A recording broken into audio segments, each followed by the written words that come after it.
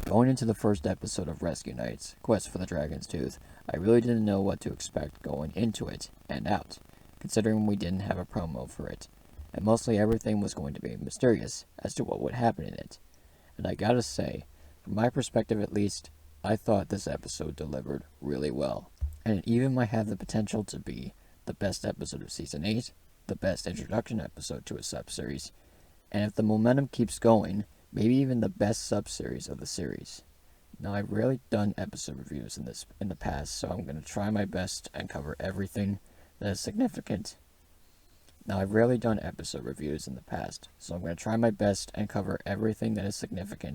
And important about this episode in particular. With that said, let's review the first episode of Rescue Knights, Quest for the Dragon's Tooth.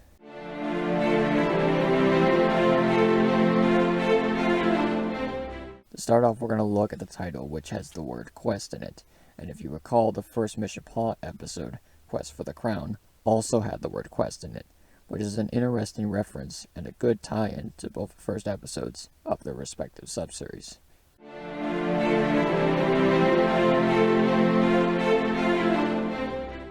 So along with Barkingburg reappearing, we also got a new mini-location called Dragon Highlands, and this is where multiple dragons reside, including Sparks, who will be important later.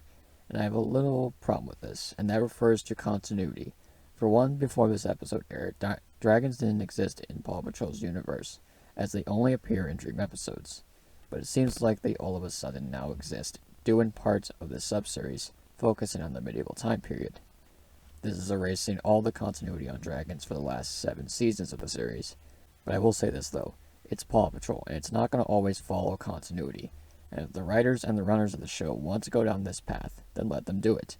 It's their show, let them run it how they want to run it.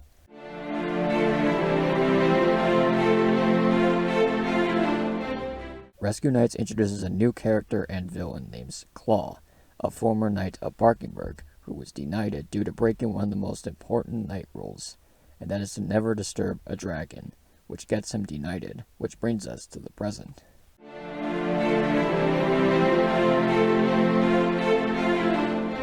Claw returns in order to not only steal the dragon's tooth, which in turn will give him control of a dragon, but to prove to everyone that he is the greatest knight in Barkingburg, and the only one, and not the Rescue Knights, showing his arrogance and being selfish. Claw later commandeers the dragon Sparks with the help of the dragon's tooth, which he successfully escapes with and starts to wreak havoc on Barkingburg. But he's not the only villain in this.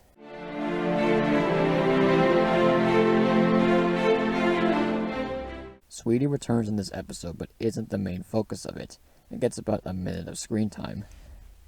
But despite this and her food cravings, which is a humorous take on her character, in this episode, she is playing the neutral side of things, and not giving a darn thing about the situation at hand. Along with this, she's an absolute sass and savage in this, and it defines her character. You should try these tarts. Somehow they taste even better when you swipe them. Please, please, please? Don't use those puppy dog eyes on me. I know that trick. Fine. Dream on. Sir, not tonight anymore. Nobody knows where that tooth is hidden. Unlike the snacks, which no one's guarding at all. What's all the excitement? Did someone bring cookies? No! Claw took the dragon tooth and... Blah, blah, blah. Call me when there's cookies. What is that racket, Busby? Tell them to be quiet. I'm trying to eat. Oh, that's why Sweetie is my favorite villain. She steals the spotlight without being the main focus, and that is golden. Some people may be upset that Sweetie didn't get more of a role in this. But remember, this is Claw's episode, not hers, and she'll have more of an important role in this, as she'll get her own knight armor in the future.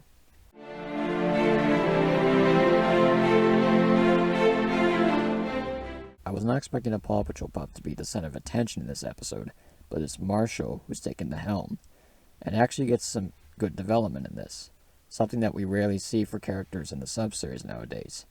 Marshall screws up multiple times in the first part of this, and allows Claw to get away with the dragon's tooth, and strives himself to make things right by getting it back himself.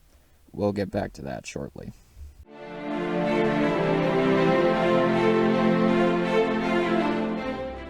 The Lookout Castle is the newest addition of operations for the team, which transforms from Barkenberg Castle into this. In my opinion, this has one of the best transformation sequences in the entire series, especially the camera shots that go around as the transformation goes on, and even inside. It looks nice, and the table referencing the Knights of the Round Table, or as Sky likes to call it. Don't you mean hound table? I hate to say it, but that was really clever, and it deserves the award for the best pun of the episode. The castle is equipped with armor that protects it from, say, a dragon attack of some kind. The castle is very detailed and a nice fit for the sub-series.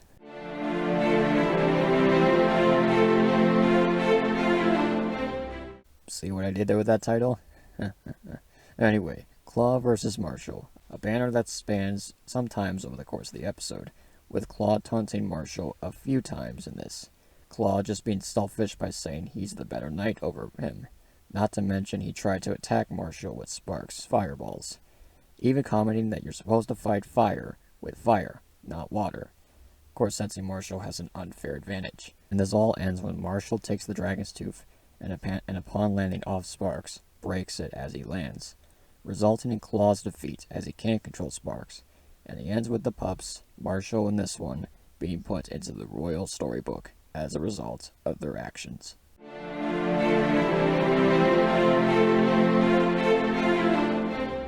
As I said before, this episode might be the best intro episode to a sub-series in the series, maybe even beating out Quest for the Crown from Mission Paw, which is my favorite sub-series episode, and the vibes from Rescue Knights are a little similar to that, in my opinion. The concept is good so far. Claw's background is something I didn't expect that they would show in this, at least before we got the synopsis. And he's a good antagonist from what we've seen so far. And I'd like to see what this sub-series will do with his character moving forward. Sweetie, while not having much of a role in this, is still enjoyable to watch, and I'm sure she'll have a more important role in the future episodes. In the Claw vs. Marshall, maybe we'll see these two go at it again in the future. I would like to see that as a bit of continuity from the first episode. Overall, I would give Quest for the Dragon's Tooth 8.5 out of 10. Now I want to ask you, what did you think of Quest for the Dragon's Tooth? Tell me down in the comments below. And with that, I will see you again next time.